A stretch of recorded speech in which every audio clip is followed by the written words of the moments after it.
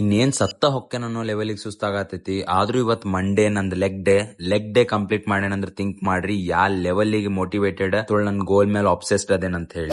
ಇವತ್ತಿಗೆ 5 ದಿವಸ ಉಳ್ದೈತಿ ನಮ್ಮ ಬೆಂಗಳೂರು ಐಸೆನ್ ಕಾಂಪಿಟೇಷನ್ ಗೆ. ಬೆಳಗ್ಗೆ ಎದ್ದ ಬ್ಲಾಕ್ ಕಾಫಿ ಕುಡದೆ. ಇವತ್ತಿಂತ್ರ ನಂದ peak week start. Peak week ಒಳಗೆ ಏನ್ ಮಾಡ್ತಾರ ಅಂದ್ರ ವಾಟರ್ ಡಯಟ್ ಮಾಡಿಸ್ತಾರ. ಏನಾದ್ರೂ 8 ಲೀಟರ್ ನೀರ್ ಕುಡಿಬೇಕ ಮತ್ತು 2 ಟೇಬಲ್ ಸ್ಪೂನ್ ಸಾಲ್ಟ್ ನ ಇಂಟೇಕ್ ಮಾಡ್ಬೇಕ. ಬೆಳಗ್ಗೆ 6 eggs ಇಂದ 3 eggs ಆಗೈತಿ. ಅದ್ರೊಳಗುನು 1 whole egg 2 egg whites. Second ಮೀಲಿಗೆ ಚಿಕನ್ ಮತ್ತು ಪಾಲಕ್ ಇಂಟೇಕ್ ಮಾಡಿದೆ.